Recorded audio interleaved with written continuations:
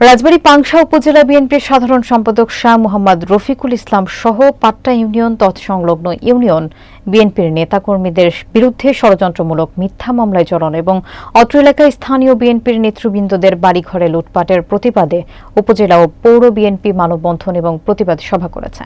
বিস্তারিত দেখুন বাবলু শেখের প্রতিবেদনে।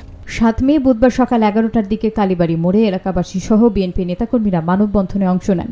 এতে বক্তারা বলেন, ষড়যন্ত্রমূলক মিথ্যা মামলা প্রত্যাহার সহ পাংশা মডেল থানা দালাল মুক্ত করার দাবি জানান।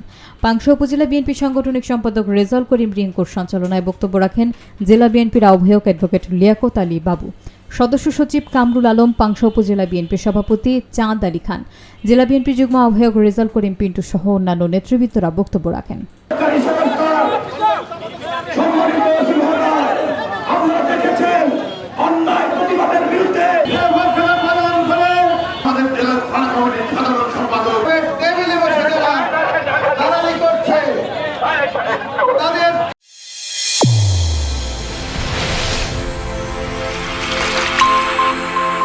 চ্যানেল A1 হৃদয়ের স্পন্দন।